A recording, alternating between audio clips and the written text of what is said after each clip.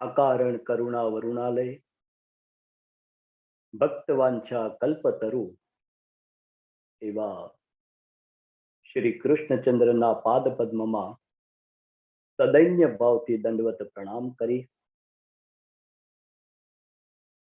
ઝૂમના માધ્યમ દ્વારા નિહાળી રહેલા દરેક વૈષ્ણવોના હૃદયમાં વિદ્યમાન એવા પુષ્ટિ પુરુષોત્તમને પણ મારા પંચાંગ પ્રણામ કરી વિશ્વની ચેતના અસ્તિત્વને પણ વંદન કરી સૌ સંતજન મુનિજન પ્રિયજન અને હરિના એવા લાડીલા જનના દરેકને સદૈન્ય ભાવથી પ્રણામ કરી અને આજનો આપણો જે વિષય છે ભાગવત મહાત્મ્ય કથાસાર.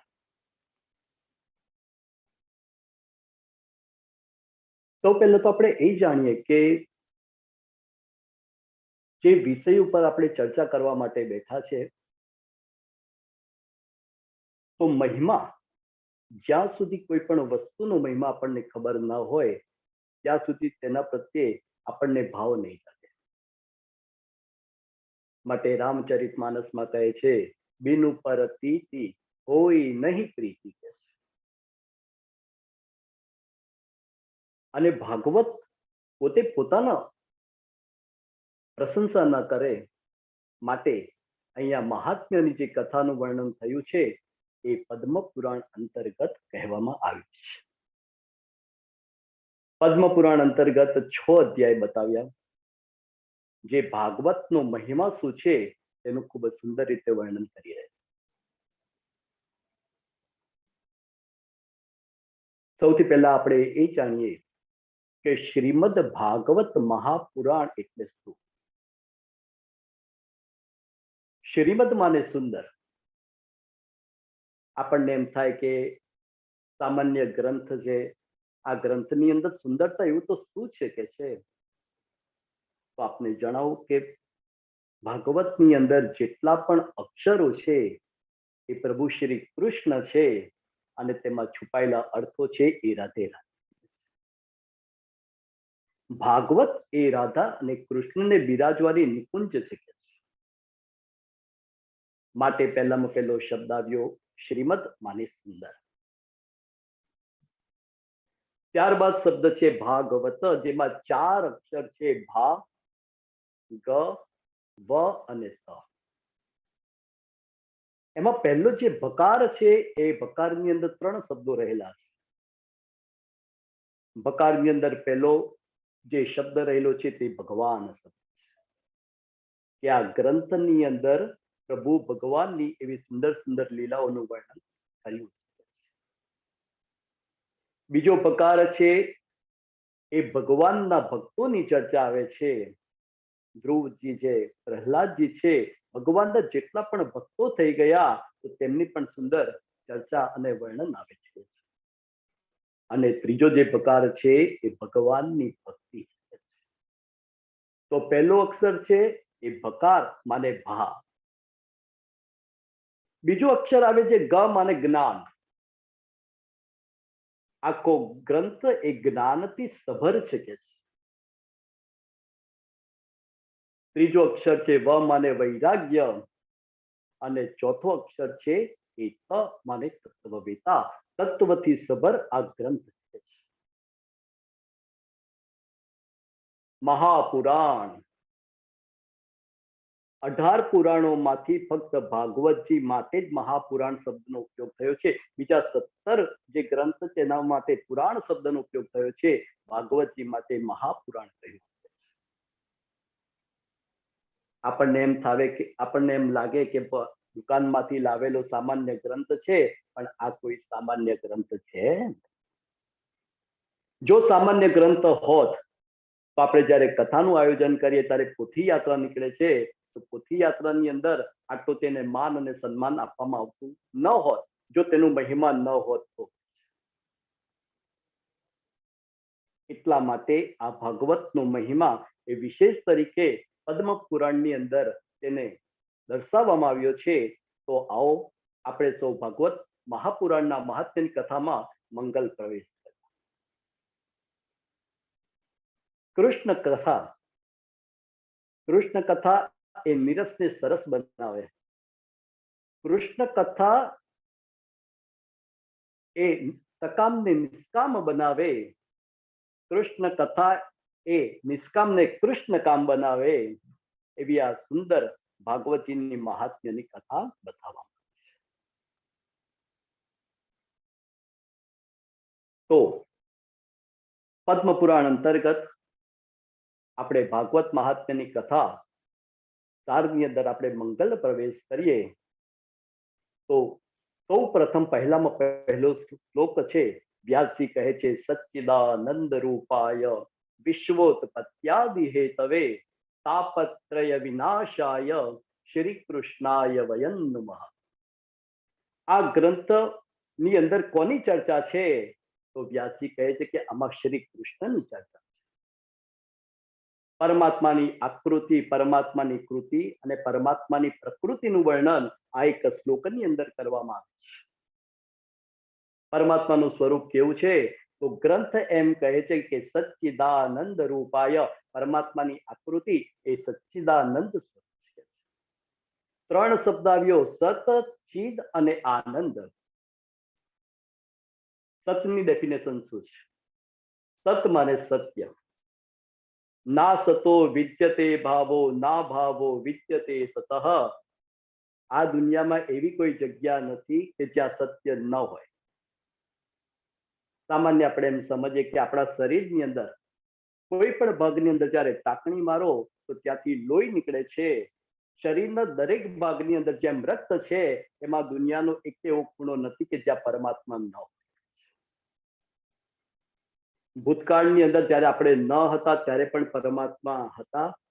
વર્તમાનમાં આપણે છે તો પરમાત્મા પણ છે, અને ભવિષ્યમાં આપણે નથી રહેવાના ત્યારે પણ પરમાત્મા તો રહેવાના છે. માટે પહેલામાં પહેલો શબ્દનો ઉપયોગ થયો સત્ય, સત. બીજો શબ્દ છે ચિદ. આપણામાં જે ચૈતન્યતા છે એ પરમાત્મામાંથી જ આપણું એક અંશ બનેલો છે. શ્રીમદ ભગવદ્ ગીતામાં લખ્યું છે, મમૈવાંશો જીવલોકે જીવભૂત સનાતન. પરમાત્મા આ દુનિયાનું પોષણ પણ કરે છે. અને પરમાત્માનું સ્વરૂપ કેવું છે? તો કહ્યું છે કે સચ્ચિદાનંદ રૂપાય, પરમાત્મા આનંદ સ્વરૂપ છે. પરમાત્માની કૃતિ કઈ? પરમાત્મા કામ શું કરે છે?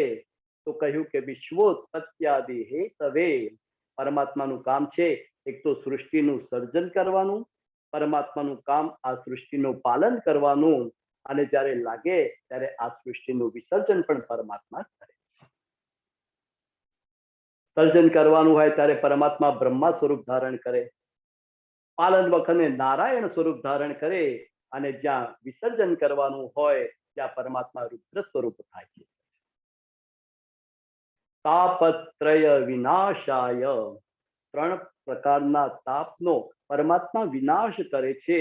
આદિ દૈવિક, આદિ ભૌતિક અને આધ્યાત્મિક. આ ત્રણ તાપનો નાશ કરે છે. એમ વ્યાસજી કહે છે કે પરમાત્મા શ્રી કૃષ્ણના ચરણમાં ફક્ત કૃષ્ણ નહીં પણ રાધે રાની સંગ બિરાજમાન એવા કૃષ્ણના ચરણમાં આપણે સૌ ભેગા થઈ અને વંદન કરીએ. એવો સુંદર શ્લોક પરમાત્મા કૃષ્ણચંદ્ર માટે બતાવ્યો. બીજો શ્લોક છે એ શુકદેવજીનું સદગુરુની પ્રાર્થના બતાવી છે. પરમાત્મા કૃષ્ણ એ જગત ગુરુ છે અને શુકદેવજી એ સદગુરુ છે. કૌશિકી સંહિતાની અંદર ખૂબ સુંદર વર્ણન આવેલું છે. એક દિવસ નારદજી પર્યટન કરતા કરતા ત્યાં કૈલાસ ધામમાં પધાર્યા. નારાયણ નારાયણ ત્યાં સાદ કરતા ત્યાં માં પાર્વતીજી બિરાજમાન હતા. માને વંદન કરી અને નારદજી કહેવા લાગ્યા કે માં ભોળાનાથ ક્યાં ગયા? ત્યારે પાર્વતીજી કહેવા લાગ્યા, ભોળાનાથ તો ઉપાસનામાં જ હોય. કે નારદજીને એમ થયું કે અહીં આવ્યો છું તો કંઈક ને કંઈક મારે ચર્ચા તો કરવી જોઈએ. એટલે નારદજી કહેવા લાગ્યા કે હે માં, કદાચ આપને જાણ ન હોય તો એક વાત કહું કે છે, ભગવાન શંકરે જે ગળામાં જે મુંડમાળા ધારણ કરી છે, તો આપને ખબર છે કે આ મુંડ આ બધા ઉપડી છે કોની કે છે? પાર્વતીજી કહેવા લાગ્યા કે હજુ સુધી મેં પૂછ્યું તો નથી. ત્યારે નારદજી ધીરે રહીને કહેવા લાગ્યા કે માં, આ બધી જ મુંડ એ આપના છે કે છે. આપના જેટલા જન્મ થયા એટલા આપના મૃત્યુ થયા, અને આપના મૃત્યુ પછી આપનું મુંડ એ પરમાત્મા શંકરે ધારણ કર્યું. તો માં, મારો પ્રશ્ન એ જ છે કે આપના આટલા બધા જન્મ છે, આપના આટલા બધા મૃત્યુ છે, તો આમાં મને ભગવાન શંકરનું એક પણ મુંડ દેખાતું નથી. તો ભગવાન અજર અને અમર છે, તો આમ કેમ? ત્યારે નારદજી કહેવા લાગ્યા કે હે માં, આપને કદાચ ન ખ્યાલ હોય તો જણાવી દઉં, ભગવાન શંકરની પાસે, ભોળાનાથની પાસે એવી અમર દિવ્ય કથા છે, તેના લીધે તેમનું મૃત્યુ થતું નથી. પાર્વતીજી કહેવા લાગે કે અત્યાર સુધી મને ખબર ન હતી. એ નારદજી આપ પધાર્યા અને આપે જાણ કરી, એના માટે ખૂબ ખૂબ આભાર કે છે. આપ થોડી વાર ઉભા રહો, હમણાં મહાદેવજી પધારતા જ હશે. નારદજી તો કહેવા લાગે મારું કામ પૂર્ણ થયું. નારાયણ નારાયણ સાદ કરતા કરતા નારદજી તો નીકળી ગયા. પાર્વતીજી તો ત્યાં બેઠા જ. ભગવાન શંકર જયારે પધાર્યા ત્યારે પાર્વતીજી બોલ્યા નહીં. ભગવાન શંકર કહેવા લાગ્યા કે દેવી શું થયું કે છે? મારી ગેરહાજરીમાં કોઈ આવ્યું હતું? ત્યારે પાર્વતીજી કહેવા લાગ્યા કે હા, નારદજી પધાર્યા હતા. પાર્વતીજી કહેવા લાગ્યા કે ભોળાનાથ, આપ મારા પતિ છો, આપની ઉપર પૂર્ણ વિશ્વાસ છે, પણ આજે મને એક વાત જાણવા મળી છે. આપના ગળામાં આ જે મુંડ માળા દેખાય છે, આ બધા મુંડ છે કોના? ભગવાન શંકર કહેવા લાગ્યા દેવી, હું ખોટું નહીં બોલું, આ બધા જ મુંડ આપના છે કે છે. હે દેવી, આપના જેટલા જેટલા જન્મ થયા એટલા આપના મૃત્યુ થયા કે છે. ત્યારે પાર્વતીજી કહેવા લાગ્યા કે બધા તમને કપટીનાથ કહેતા હતા, પણ મને વિશ્વાસ ન હતો. પણ આજે મને ખબર પડી ગઈ કે આ ભોળાનાથ નથી, પણ આ કપટીનાથ છો કે. આપે હજુ સુધી મને એક કથા અર્પણ કેમ ન કરી? ત્યારે ભગવાન શંકર કહેવા લાગ્યા કે આપ આતુરતાની સાથે મારી પાસે પધાર્યા નથી, માટે આ કથા મેં આપને અર્પણ કરી. આપને ખ્યાલ આવ્યો હોય, આપને હવે ઈચ્છા થઈ છે, આતુરતા આવી છે, માટે આપને હવે કથા હું શ્રવણ કરાવી. અને ભગવાન શંકર એ પાર્વતીજીને લઈ અને કથા શ્રવણ કરવા માટે મંગલ પ્રારંભ કર્યો. ભગવાન શંકર કહેવા લાગે કથાનો હું પ્રારંભ તો કરીશ, હું સમાધિ પાસાની અંદર આ કથાનો હું પ્રવાહ વહેતો રાખીશ. તમારે ફક્ત મને હુંકાર કરતા રહેવાનું કે આપ કથા શ્રવણ કરી રહ્યા છો. ભગવાન શંકરે તો કથાનો મંગલ પ્રારંભ કર્યો. પાર્વતીજી વચ્ચે હુંકાર કરવા જાય, હુંકાર કરતા જાય. અને જ્યાં કથાનો મધ્ય ભાગ આવ્યો, ગદ્ય વિભાગ આપણે પંચમ સ્કંદ કહીએ છીએ, અને એ વિભાગ જયારે આવ્યો ત્યારે પાર્વતીજીની આંખ લાગી. પાર્વતીજીની આંખ લાગી ગઈ, પણ હુંકાર તો ચાલુ જ રહ્યો કે છે. ભગવાન શંકર કથા કરતા જાય અને હુંકાર તો ચાલુ જ હતો. અને જ્યાં કથાનો વિરામ થયો, ભગવાન શંકરે જયકાર બોલાવ્યા, કૃષ્ણ કનૈયા લાલ કી જય. અને ત્યાં તો પાર્વતીજી સફાળા જાગ્યા. પાર્વતીજી કહેવા લાગ્યા, અરે ભોળાનાથ, કથા પૂર્ણ થઈ ગઈ કે છે? ત્યારે શંકર ભગવાન કહેવા લાગ્યા કે દેવી, આપે કથા નથી શ્રવણ કરી, તો આ હુંકાર ભણતું તું કોણ? એવામાં જ ત્યાં એક બખોલમાંથી એક પોપટનું બચ્ચું ત્યાંથી ઉડતું ઉડતું ત્યાંથી પસાર થયું. અને ભગવાન શંકરે જોયું કે આ કોઈ અસુરનું જો પક્ષી હશે, તો આ કથા કોઈ અશિષ્યાય ન દેયમ, વ્યક્તિ પાસે કથા ન જોવી જોઈએ. અને ત્યાં તો ત્રિશુલ લઈને પરમાત્મા તેનો વધ કરવા માટે દોડવા ગયા, પણ પાર્વતીજીએ રોકી દીધા. એ પ્રભુ, આપ ક્યાં જાઓ છો કે છે? આપ તો એમ કહો છો કે જેની પાસે કથા આવી જાય એનું મૃત્યુ ન થાય, આ ક્યાંથી મૃત્યુ પામવાના છે કે છે? એ પોપટ બીજું કોઈ નહીં, પણ એ જ શુકદેવજી થયા. પોપટનું શરીર છોડી અને વ્યાસજીના પત્ની અણી જયારે બગાસું ખાતા હતા, ત્યારે એમના ઉદરમાં એ પ્રવિષ્ટ થયા. સુખદેવજી માના ગર્ભની અંદર થોડું મતાંતર છે, કોઈ 12 વર્ષ કે છે, કોઈ 16 વર્ષ પણ કહે છે, પણ વ્યાસજી કહે છે કે બેટા તું માને ક્યાં સુધી પ્રસવ પીડા આપીશ, બેટા તું બહાર નીકળશે. સુખદેવજી એમ જ કહેવા લાગે કે પિતા મને આ સંસારનો, આ માયાનો મને ડર લાગે છે, આપ મને વચન આપો કે માયા તને સ્પર્શ નહીં કરે તો જ હું બહાર પ્રગટ થઉં. કે વ્યાસજી કહેવા લાગ્યા કે ભાઈ માયાને બંધન માટે તો માયાપતિ જ રાખી શકે, અને ત્યાં નારાયણ દ્વારા એ વચનથી બંધાયા. પરમાત્મા સુખદેવજી, ગુરુદેવ સુખદેવજી ત્યાં પ્રગટ થયા, અને પ્રગટ થતાની સાથે ત્યાં તો વનમાં વિચરણ કરવા નીકળી ગયા. વ્યાસજી કહેવા લાગ્યા હે બેટા એમ સાદ પાડતા જાય, પણ આ તો ગંગા ગંગોત્રીથી નીકળીને સાગરને પડે પાછી ક્યાં વળે છે. યમ પ્રવ્રજંતમ અનુપેતમ પેત કૃત્યમ દ્વૈપાયનો વિરહ કાતર આજુહાવ પુત્રેતિ તન્મયતયા તરવોગિનેદુ તમ સર્વભૂત હૃદયમ મુનિમાનતોસ્મિ. એવા સુખદેવજીને આપણે સૌ ભેગા મળી વંદન કરીએ. જ્યાં જ્યાં પણ ભાગવતની કથા થઈ હોય, જ્યાં જ્યાં પણ ભાગવતની કથા થવાની હોય, એ સ્થાને ભગવાન શંકર વંદન કરે છે. એક મને દ્રષ્ટાંત યાદ આવે છે કે એક વખત પરિચર્યા માટે ભગવાન શંકર અને પાર્વતી ત્યાં નીકળે છે. એક સ્થાન એમણે જોયું, અને એ સ્થાનને પરમાત્મા શંકર જ્યારે વંદન કરવા લાગ્યા, પાર્વતી માં પૂછવા લાગ્યા, અરે અહીંયા કોઈ છે નહીં, આપ વંદન કોને કરો છો? ત્યારે ભગવાન શંકર કહેવા લાગ્યા કે હે દેવી, આ સ્થાનનો મહિમા મને ખબર છે. આજથી હજારો વર્ષ પહેલા અહીંયા ભાગવતની કથાનું આયોજન થયું હતું. થોડા આગળ પધાર્યા એટલે શંકર અને પાર્વતીજી, ભગવાન શંકરે સ્થાન જોયું અને ત્યાં પણ એમને દંડવત પ્રણામ કર્યા. પાર્વતીજી કહેવા લાગ્યા કે હે પ્રભુ, અહીંયા પણ ભગવતની કથાનું આયોજન થયું હતું કે શું? ત્યારે ભગવાન શંકરે ના પાડી, કે છે કે હજુ થયું નથી, પણ આજથી 1000 વર્ષ પછી અહીંયા પણ ભાગવતની કથાનું આયોજન થશે. તો ભગવાન શંકર પણ કૃષ્ણની કથાના અને વંદન કરે છે, કૃષ્ણની કથાના ગુણગાન ગાય છે. તો ભગવાન સુખદેવજીને વંદન કરી કથાનો મંગલ પ્રારંભ થયો. નૈમિષે સૂતમાસીનમ અભિવાચ્ય મહામતિમ કથા મૃત રસાસ્વાદ કુશલઃ શૌનકો બ્રવી.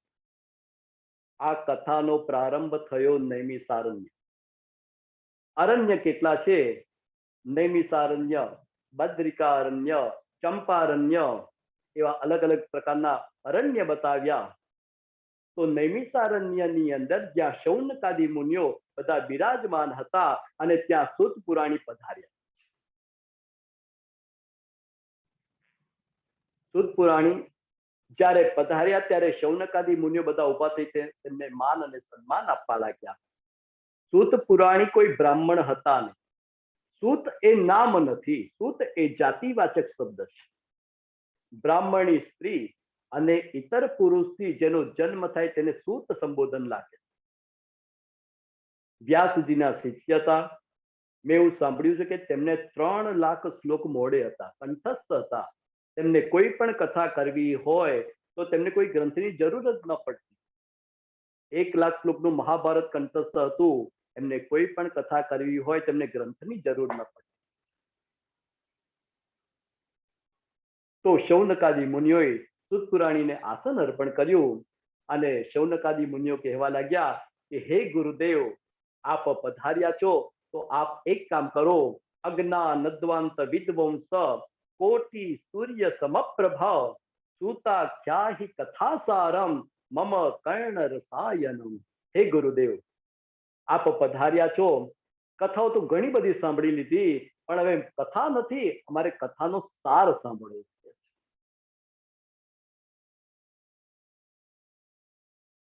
શૌનકાદી મુનિઓએ કેટલા પ્રશ્ન પૂછ્યા, અને ત્યાં સૂત પુરાણીને ખૂબ આનંદ થયો, કારણ કે બધા પ્રશ્ન એક કૃષ્ણ અંતર્ગત હતા. શૌનક પ્રીતિ ચિત્તે તે યતો વચ્મી વિચાર્ય ચ. જ્યાં શૌનકના હૃદયની અંદર, મનની અંદર જ્યાં કૃષ્ણની પ્રીતિ જોઈ, એટલે સુત પુરાણી કહેવા લાગ્યા કે તમને કૃષ્ણ પ્રતિ પ્રેમ છે, માટે તમને કથા કહું છું, સાવધાન થઈને તમે કથાનું શ્રવણ કરો. ભાગવતનો મહિમા તેમણે બતાવ્યો. ભાગવતના મહિમાની અંદર કહ્યું, સુત પુરાણી એમ કહે છે કે ભાગવત પ્રાપ્ત કોને થાય છે? જન્માંતરે ભવેત પુણ્યમ સદા ભાગવતમ લભેત. જન્મ જન્માંતરના, કલ્પ કલ્પાંતરના ને યુગ યુગાંતરના જ્યારે પુણ્ય પુંજ ભેગા થાય ત્યારે ભાગવત પ્રાપ્ત થાય. ભાગવત એમને પ્રાપ્ત થતું નથી. કે હે શૌનકાદિ મુનિઓ, એક વખત બન્યું હતું એમ કે શુકદેવજી પરીક્ષિત રાજાને કથા શ્રવણ કરાવી રહ્યા હતા, અને તે વખતે સ્વર્ગના દેવતાઓ વિમાનમાં ત્યાં પધાર્યા.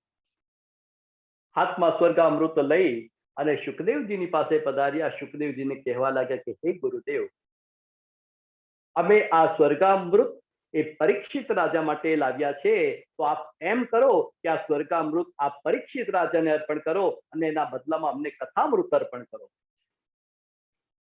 શુકદેવજી કહેવા લાગ્યા કે દેવતાઓ, તમે એમ કરો કે આ સ્વર્ગામૃત તમારી પાસે જ રાખો કે છે, કારણ કે કાચ અને મણીની અંદર તમને તફાવત ખબર નથી. શુકદેવજી તો પરીક્ષિતને પૂછ્યું કે હે રાજન, તમારી પાસે બે અમૃત છે, આપ નક્કી કરો કે આપને કયું અમૃત પીવું છે.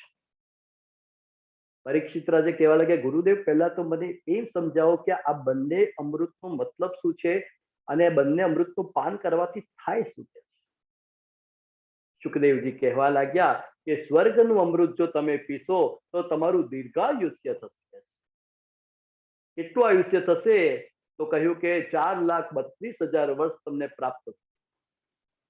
ગુરુદેવ, આટલા વર્ષો હું જીવીશ, એમાં મને આપના જેવા સંતના દર્શન થશે? તો કહ્યું કે ના. હે ગુરુદેવ, આટલા વર્ષ સુધી હું જીવીશ તો મને કૃષ્ણની કથા પ્રાપ્ત થશે? ત્યારે કહ્યું કે ના. ત્યારે પરીક્ષિત રાજા કહેવા લાગ્યા કે આટલા વર્ષની અંદર જો મને આપ જેવા સંતના દર્શન ન થાય અને કૃષ્ણની કથા પ્રાપ્ત ન થતી હોય તો મારે એ સ્વર્ગના અમૃતની જરૂર નથી. પરીક્ષિતે તો ઘસીને ના પાડી દીધી, અને શુકદેવજીએ તે વખતે અટ્ટહાસ કર્યો, અને તે જ દેવતાઓ પાછા સ્વર્ગામૃત લઈ અને પાછા ધાવ્યા. 7 દિવસ રાજા પરીક્ષિતે જ્યારે કથાનું શ્રવણ કર્યું, અને કથા શ્રવણ કર્યા પછી રાજા પરીક્ષિતનો મોક્ષ થયો, અને જ્યાં ઉપર પરમાત્મા પરીક્ષિત જ્યારે પધાર્યા ત્યારે બ્રહ્માજી પણ વિચાર કરવા લાગ્યા કે ફક્ત 7 દિવસની અંદર રાજા પરીક્ષિતની મુક્તિ કઈ રીતે થઈ. ત્યાં તો તોલ સાધન લાવ્યા.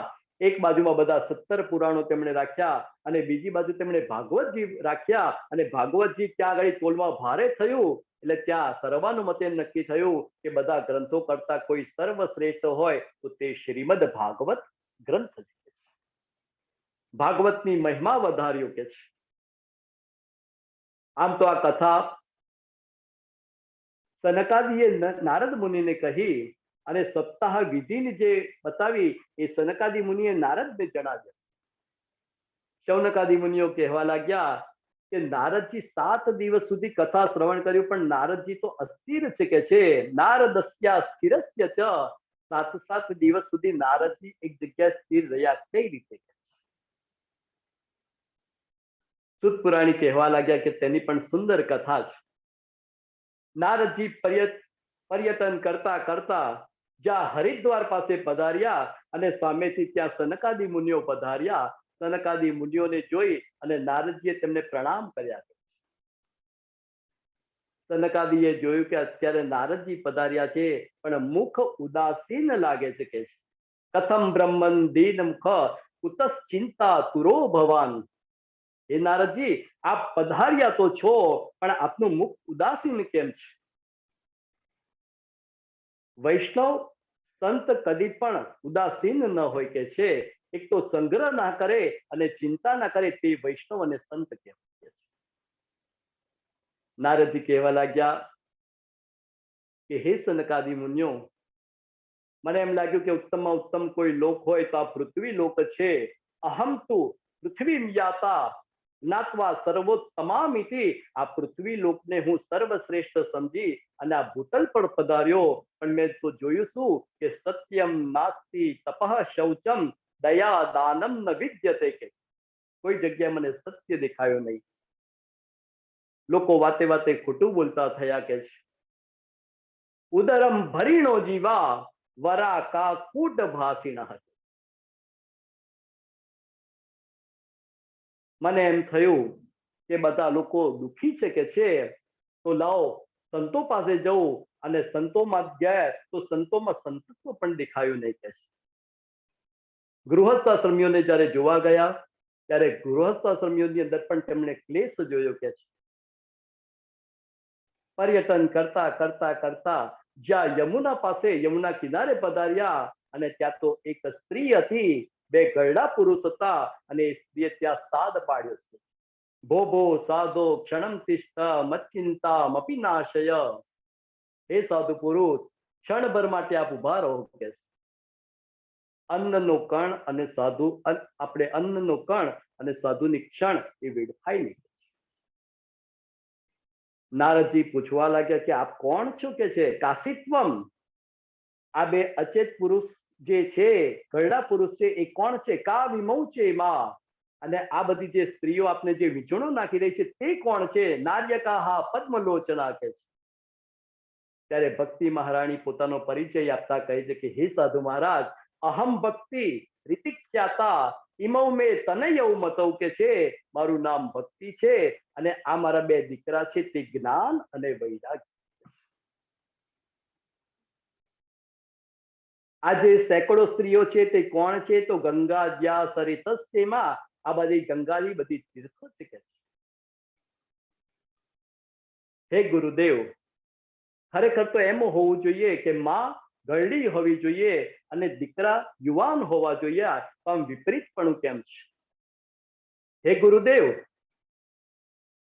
ઉત્પન્ના દ્રવિડે સાહમ વૃદ્ધિમ કર્ણાટકે ગતા ક્વચિત ક્વચિન મહારાષ્ટ્રે ગુર્જરે જીર્ણતામ ગતા. મારો દ્રવિડમાં જન્મ થયો, કર્ણાટકમાં મારું પાલન પોષણ થયું, મહારાષ્ટ્રની અંદર મને ક્યાંક ક્યાંક માન અને સન્માન પ્રાપ્ત થયું, પણ જ્યાં ગુર્જર ક્ષેત્રની અંદર ગઈ ત્યાં હું જીર્ણ થઈ ગઈ. કેટલાક લોકો એમ કહે છે કે ગુર્જર એટલે ગુજરાત. કેટલાક લોકો એમ કહે છે કે ભાઈ ગુર્જર એટલે મથુરા પાસેનું આવેલું ક્ષેત્ર ગુર્જર ક્ષેત્ર. ગરડી ભક્તિ કોને કહેવાય કે જે દેખા દેખીથી કરવામાં આવે તેને ભક્તિને ગરડી ભક્તિ કહેવામાં આવે. એક વૈષ્ણવના ત્યાં એ વૈષ્ણવની સ્થિતિ સારી ન હતી, તો એ માજી જ્યારે ઠાકોરજીને જ્યારે દૂધ અર્પણ કરે તો તેની અંદર તેમની એ વૈષ્ણવની પાસે ચમચી ન હતી, એટલે તે ભાવથી તેમણે એક દાંતણ મૂક્યો. એ માજીના ત્યાં બીજા એક વૈષ્ણવ પધાર્યા અને એ વૈષ્ણવ જ્યારે પધાર્યા ત્યારે એમને થયું કે આ તો પરમ વૈષ્ણવ છે, ભગવાનને દૂધ અરોગાયું છે, પણ એમાં દાંતણનો ભાવ શું છે ખબર પડી નહીં. એમને એમ થયું કે આ વૈષ્ણવ કરતા તો મારી પાસે સંપત્તિ વિશેષ છે, તો હું 2 દાંતણ મૂકીશ કે. એટલે પેલા માજીને જોઈ તેમણે 2 દાંતણ મૂક્યા.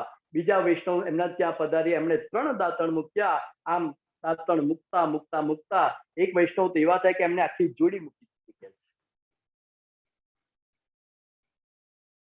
જેથી શ્રી તે વૈષ્ણવના ત્યાં પધાર્યા અને ઠાકોરજીના દર્શન કર્યા અને ત્યાં તો દાંતણની જોડી જોઈ એટલે તેમણે પહેલામાં પહેલો પ્રશ્ન કર્યો કે આ દાંતણની જોડી કેમ મૂકી શકે છે. ત્યારે વૈષ્ણવ કહેવા લાગ્યા કે ભાઈ અમારા પડોશીએ જોડી મૂકી છે એટલે મેં જોડી મૂકી છે, મને ભાવ ખબર નથી કે.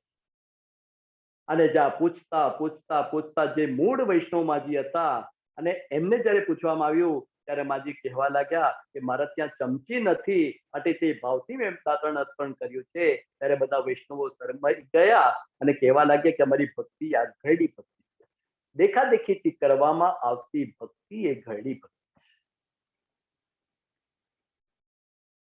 ઉત્પન્ના દ્રવિડે સાહમ વૃદ્ધિમ કર્ણાટકે ગતા ક્વચિત ક્વચિન મહારાષ્ટ્રે ગુર્જરે જીર્ણતામ ગતા.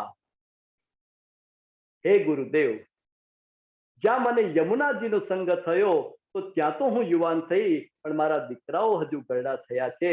આપ કૃપા કરો, મારા દીકરાઓ યુવાન થાય અને જાગૃત થાય એવી કઈ મારી ઉપર તમે કૃપા કરો.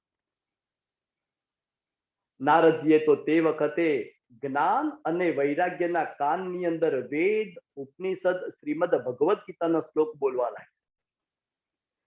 જ્યાં સુધી વેદ, ઉપનિષદ અને ભગવદ ગીતાના શ્લોક બોલે ત્યાં સુધી તો આળસ મળાય, જાગે પણ ખરા, પણ જ્યાં શ્લોક બોલવાના પૂર્ણ થાય, બંધ થાય અને પાછા ત્યાં આગળ સુઈ જાય.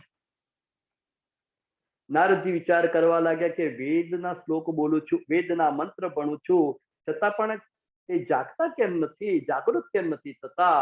અને ત્યાં તો આકાશવાણી થઈ કે આપ સત્કર્મ કરો અને સત્કર્મ તમને કોઈ સંત શિરોમણી બતાવશે. નારદજીને તો એમ થયું કે આ સત્કર્મ કયું, તો અત્યાર સુધી હું કરતો તો દુષ્કર્મ હતું કે છે. નારદજી તો ત્યાંથી નીકળી ગયા અને જેટલા પણ સંતો મળતા ગયા બધા સંતોને પૂછતા ગયા, પણ કોઈ સંતે તેનો ઉત્તર આપ્યો નહીં કે છે. અને બસ તે વિતરણ કરતા કરતા, હે સનકાદિ મુનિ, આપના દર્શન થયા છે, અબ આપ કહો કે આ સત્કર્મ એટલે કયું સત્કર્મ. ત્યારે સનકાદિ મુનિઓ કહેવા લાગ્યા, બીજું કોઈ સત્કર્મ નહીં, આપ જાણો છો શ્રીમદ ભાગવતની કથા એ જ મોટામાં મોટું સત્કર્મ છે. આપ શ્રીમદ ભાગવતની કથાનું આયોજન કરો અને શ્રીમદ ભાગવતની કથાના આયોજનથી આ જ્ઞાન અને વૈરાગ્ય જાગૃત થશે. આયોજન ક્યાં કરવું? ત્યારે કહેવા લાગ્યા કે હરિદ્વાર પાસે આનંદ નામનો ઘાટ છે, ત્યાં કથાનું તમે આયોજન કરો. કથા કહેશે કોણ? ત્યારે સનકાદિ મુનિઓ કહેવા લાગે કે રસ્તો અમે બતાવ્યો છે, માટે અમે જ કથા કહીશું અને આપ શ્રોતા તરીકે બિરાજમાન થજો.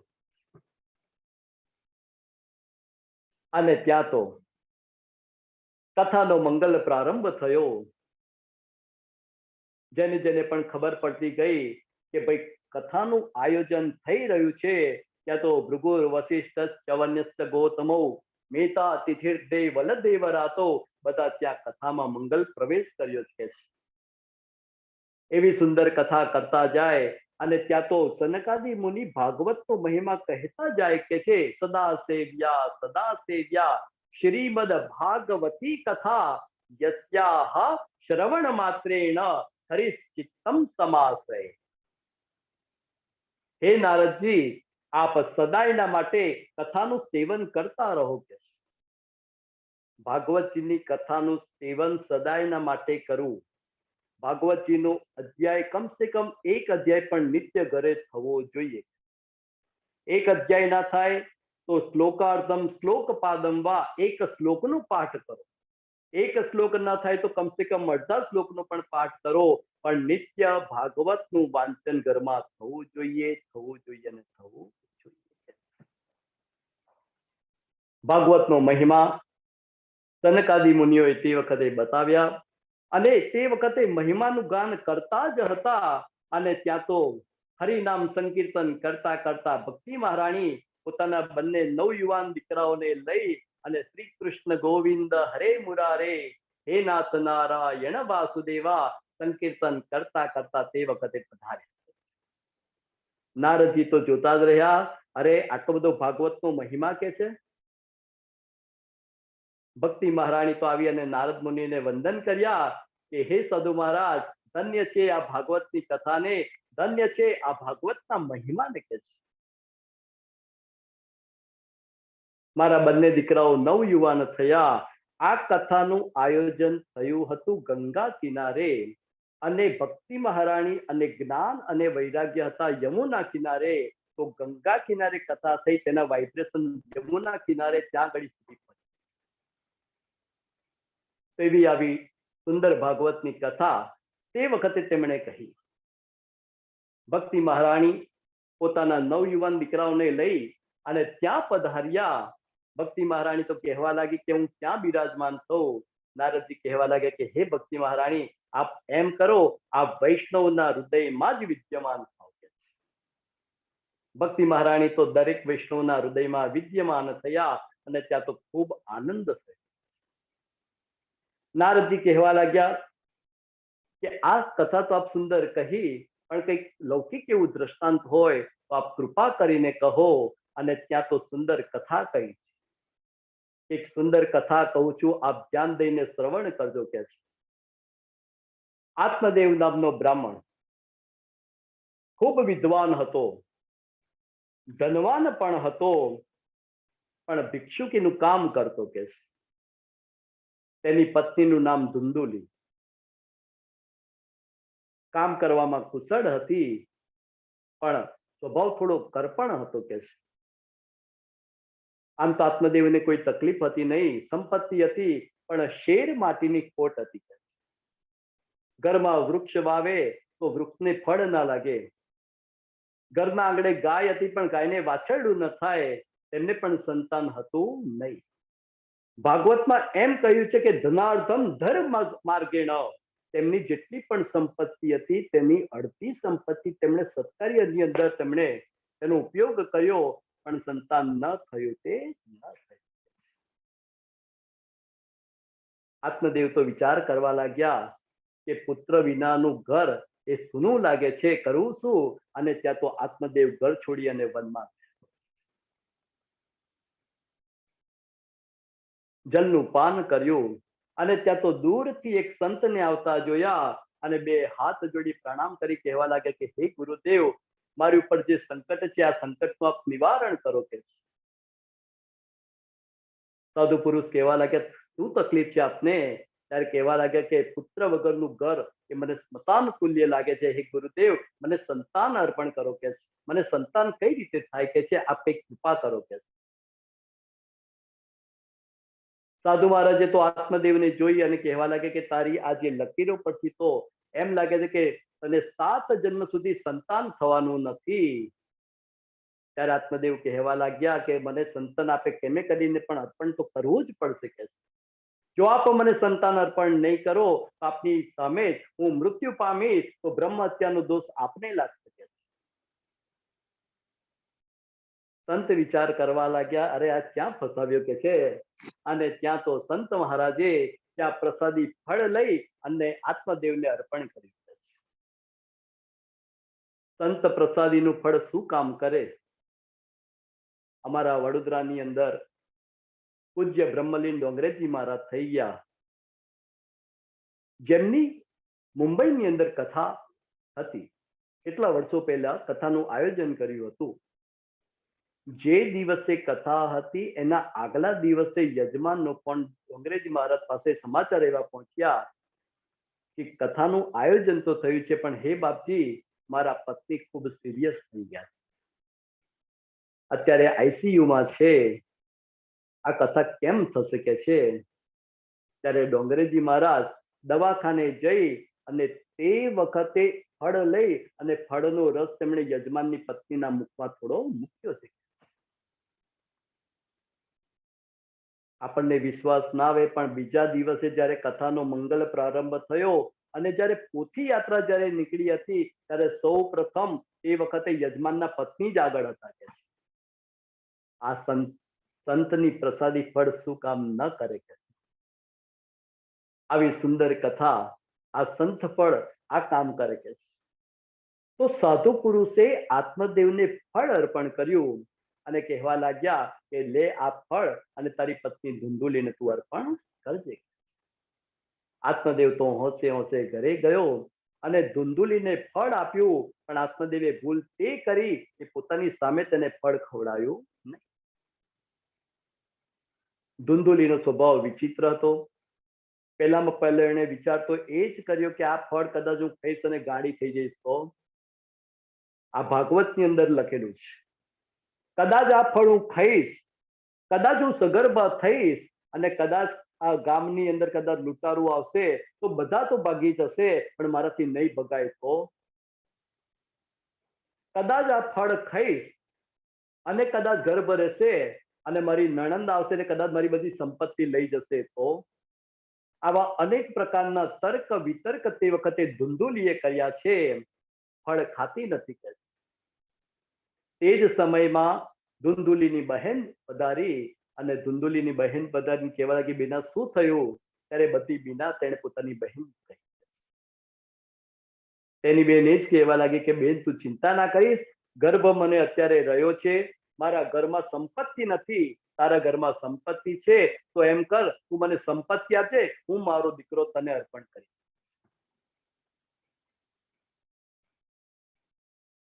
અને ધુંધુલીની બહેન જ્યારે ગર્ભ રહ્યો હતો, જ્યારે સંતાન થયું એટલે તે સંતાન એને પોતાની બેન ધુંધુલીને અર્પણ કર્યું.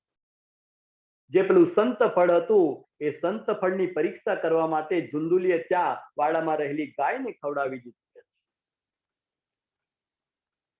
ધુંધુલીનો દીકરો હતો એટલે ધુંધુલીના દીકરાનું નામ પડી ગયું ધુંધુકારી, અને જે ગાયને ફળ ખવડાવ્યું હતું તેને પણ એક દીકરો થયો. આખું શરીર મનુષ્યનું હતું, કાન ગાય જેવા હતા, માટે નામ પડી ગયું ગોકર્ણ. આ ધુંધુકારી કેવો હતો? તો કહ્યું કે ધુંધુકારી મહાખલહ. ગોકર્ણ કેવાતા તો ગોકર્ણ પંડિતો જ્ઞાની, ધુંધુકારી મહાખલહ.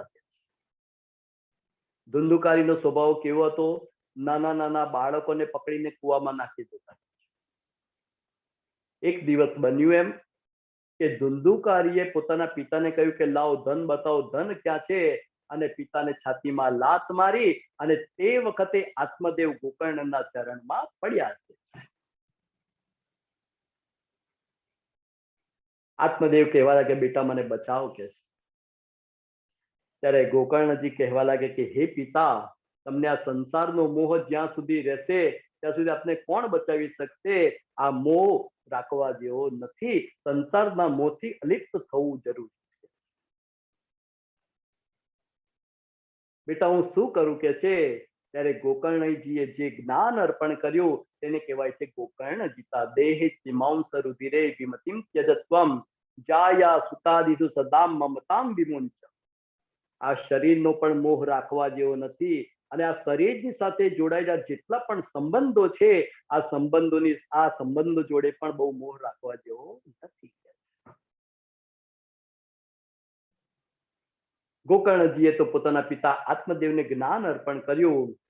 ત્યારે પિતા કહેવા લાગે બેટા હું શું કરું કે છે? ત્યારે કહેવા લાગે કે આપ ભાગવતનું શ્રવણ કરો, આપ કૃષ્ણનું શરણ ગ્રહણ કરો.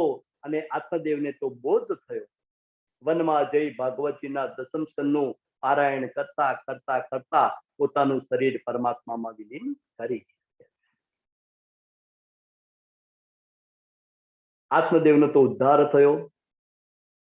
ધુંધુકારી મા પાસે આવ્યા. માં સમજી ગયા કે પિતા ગયા, હવે મારો વારો છે.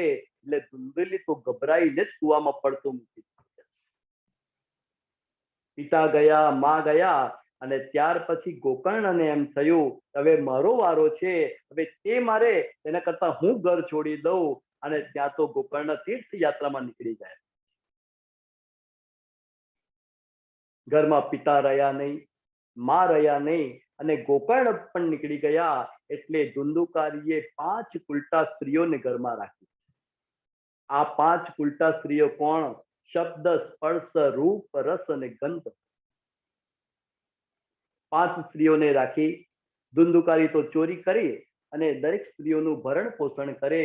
આ સ્ત્રીઓ એમ કહે કે હજુ વધુ ધન લાવો, હજુ વધારે ધન લાવો. એમ ચોરી કરતા કરતા ધુંધુકારીએ એક દિવસ રાજાના ત્યાં ચોરી કરી. પેલી 5 સ્ત્રીઓને એમ થયું કે આ ધુંધુકારીએ ચોરી કરી છે, રાજાને જો ખબર પડશે તો ધુંધુકારીને તો મારશે પણ આપણને પણ છોડશે નહીં. આપણે એમ કરી કે ધુંધુકારીને જ મારી આપણે અહીંથી નીકળી. ધુંધુકારીને મારવાનો ખૂબ પ્રયત્ન કર્યો. તેને ખાટલાની સાથે બાંધી અને મરે નહીં એટલે ધગધગતા અંગારા એને ધુંધુકારીના મુખમાં મૂક્યા છે. અને જેમ તેમ કરી અને ધુંધુકારીનો પ્રાણ ગયો, પરંતુ તે વખતે બ્રહ્મ રાક્ષસ બન્યો. ગોકર્ણને જ્યારે ખબર પડી કે ભાઈનું મૃત્યુ થયું છે, અને ગોકર્ણ તો જ્યાં જ્યાં પણ તીર્થ યાત્રા કરવા જતા ત્યાં પોતાના ભાઈના નામનું શ્રાદ્ધ કરતા હતા. મોડી રાત્રે પોતાના ઘરે પધાર્યા, અને તે વખતે ધુંધુકારીએ અલગ અલગ રૂપમાં તે વખતે ગોકર્ણજીને દર્શન આપતા ગયા. ગોકર્ણજીએ તો હાથમાં લઈ જલ લઈ અને જ્યાં સિંચન કર્યું અને કહેવા લાગે કે કોણ છો કે છે? ત્યારે ધુંધુકારીને વાચા ફૂટીને કહેવા લાગ્યા, અહમ ભ્રાતા ત્વદીયોસ્મી ધુંધુકારીતિ નામતઃ. હે ભાઈ, હું તમારો ભાઈ ધુંધુકારી છે. ગોકર્ણજી વિચાર કરવા લાગ્યા કે તારી પાછળ આટલા શ્રાદ્ધ કર્યા છે છતાં પણ તારી મુક્તિ થઈ નથી કે છે. ત્યારે ધુંધુકારી કહેવા લાગ્યા કે હે ભાઈ, તમે સેંકડો શ્રાદ્ધ કરશો છતાં પણ મારી મુક્તિ થવાની નથી કે છે. હે ભાઈ, મારી મુક્તિ માટેનો કઈ વિચાર કરો કે છે. ગોકર્ણ કહેવા લાગ્યા, આપ ચિંતા ના કરો. સવારનો સમય જ્યારે થયો ત્યારે ગોકર્ણજીએ સૂર્યના રથને સંભાવ્યો અને સૂર્યના રથને તે વખતે પૂછ્યું ત્યારે સૂર્યનારાયણ કહેવા લાગ્યા કે સપ્તાહ વાચનમ કરું. તમે તમારા ભાઈની પાછળ, મુક્તિ પાછળ તમે સપ્તાહનું વાંચન કરાવો. બ્રાહ્મણોમાં એટલી તાકાત છે કે તે સૂર્યના રથને રોકી શકે. ભાગવતના એકાદશ સ્કંદની અંદર જરત્કારુની ખૂબ સુંદર કથા આવે છે. જરત્કારુ નામના એક બ્રાહ્મણ હતા અને તેમના જે લગ્ન થયા હતા તેની પત્નીનું નામ પણ જરત્કારુ. જરત્કારુ ત્રિકાળ સંધ્યા કરતા કે છે, પણ સ્વભાવે ખૂબ ક્રોધી. એક દિવસ બન્યું એમ કે સાયંકાળનો સમય થયો, જરત્કારુ આરામ કરતા હતા અને જરત્કારુના પત્ની જે જરત્કારુ હતા એ વિચાર કરવા લાગ્યા કે જો અત્યારે પતિદેવનો સંધ્યા કરવાનો સમય થયો છે, જો અત્યારે એમને નહીં જગાડું તો તેમનો નિયમનો ભંગ થશે કે છે. મારે કરવું શું જોઈએ કે છે. ત્યારે જરત્કારુ વિચાર કરવા લાગ્યા કે પતિનો નિયમ ભંગ ન થવો જોઈએ અને જ્યાં પતિને જગાડવા જાય ત્યારે જરત્કારુ કહેવા લાગ્યા કે હે જરત્કારુજી, હે પતિદેવ, આપ જાગો. આ સાયંકાળનો સમય થયો, આ અત્યારે સૂર્યાસ્ત થવાનો તૈયારી છે કે છે. સૂર્યનો અસ્ત થઈ જશે. ત્યારે જરત્કારુ કહેવા લાગ્યા કે આ સૂર્યમાં તાકાત નથી, જ્યાં સુધી જરત્કારુનો અર્ઘ્ય સ્વીકાર ન કરે ત્યાં સુધી. બ્રાહ્મણોની સંધ્યામાં આટલી તાકાત છે, જો ત્રિકાળ સંધ્યા કરે તો તે સૂર્યના રથને પણ સંભાવી શકે. ગોકર્ણજીએ સૂર્યને જ્યારે ઉપાય પૂછ્યો ત્યારે સૂર્યનારાયણ કહેવા લાગ્યા કે આપ આપના ભાઈની મુક્તિ માટે આપ સપ્તાહ યજ્ઞનું આયોજન કરો.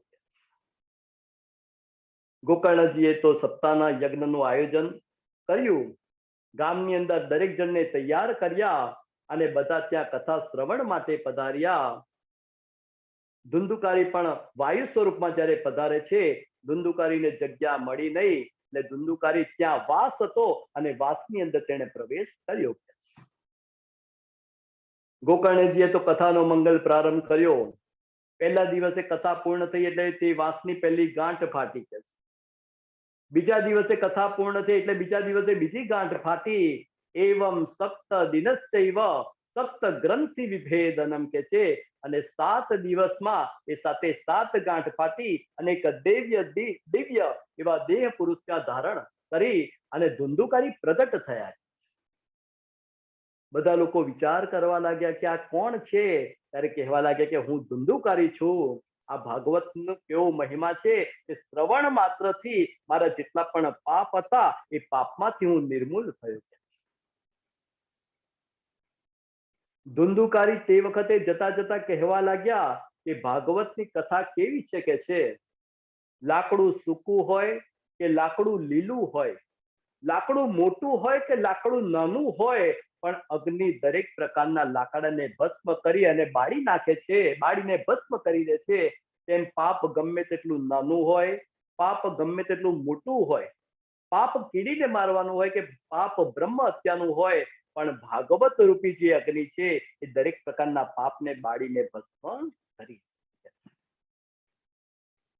ત્યાં તો વિમાન, ભગવાન વિષ્ણુના પાર્ષદો જ્યારે વિમાન લઈને પધાર્યા અને ગોકર્ણજી કહેવા લાગ્યા કે આપ પધાર્યા છો પણ એક વિમાન કેમ છે, એ તો કથા સાંભળવા માટે કેટલા શ્રોતા છે કે. ત્યારે પાર્ષદો કહેવા લાગ્યા કે કથા શ્રવણ તો બધાએ કરી છે પણ કથાનું મનન ફક્ત ધુંધુકારીએ કર્યું છે. શ્રવણસ્ય વિભેદેન કે છે, દરેકના શ્રવણમાં ભેદ છે કે કથા સાર્થક થાય ક્યારે? જ્યારે કથા શ્રવણ કરો. આપણને એમ થાય કે અત્યાર સુધી કેટલી કથા આપણે સાંભળી નાખી છે, પણ ખરેખર કથા સાંભળીને નાખવા માટે નહીં, પણ કથા સાંભળીને રાખવા માટે. તો શ્રવણ તો કર્યું, પણ ધુંધુકરીએ સાથે મનન પણ કર્યું છે. એટલે ગોકર્ણજી કહેવા લાગ્યા, અરે આપના માટે કથાનું આયોજન કર્યું, આપે ફક્ત કથા શ્રવણ કરી છે, આપે મનન કરવી જોઈએ. અને ફરીથી ગોકર્ણજીએ કથાનો આરંભ કર્યો. અને બીજી વખત જ્યારે કથા પૂર્ણ થઈ ત્યારે બધા પાર્ષદો વિમાન સાથે પધાર્યા કે છે. વિમાન સાથે પધાર્યા અને સાથે સાથે નારાયણ પણ ત્યાં પધાર્યા. અને નારાયણને જોઈ અને ગોકર્ણજીને તો એટલો બધો આનંદ થયો. નારાયણ કહેવા લાગે કે તારા જેવા ભક્ત હોય તો આખા ગામનો ઉદ્ધાર થાય છે. અને ત્યાં તો પરમાત્મા નારાયણે ગોકર્ણજીને આલિંગન અર્પણ કર્યું છે. તો આવી સુંદર કથા સાથે આજના દિવસનું ભક્તિ મહાત્મ્ય, જે ભાગવતનું મહાત્મ્યનું કથાસાર છે, એ આજનો દિવસ આપણે વિરામ અર્પણ કરી અને આવતીકાલે ફરીથી આપણે કથાનું શ્રવણ કરીશું. તો આજની કથાને વિરામ અર્પણ કરી કૃષ્ણ સત્સંગ સેવા મંડળ અને વિશેષ કરીને પણ સિજલબેન જેમણે આ આયોજન કર્યું છે, તો તેમને ખૂબ ખૂબ સાધુવાદ છે, શુભાશીષ છે કે આપ જે કર્મ કરી રહ્યા છો આ કર્મ ખૂબ શ્રેષ્ઠ છે. અને આવી નવી ભક્તિનો પ્રચાર અને પ્રસાર થાય, બસ એવા શુભાશીષ સાથે મારા વાક પુષ્પ પ્રભુના ચરણોમાં અર્પણ કરી અને મારી કથાને અને મારી વાણીને વિરામ અર્પણ કરું છું. નારાયણ.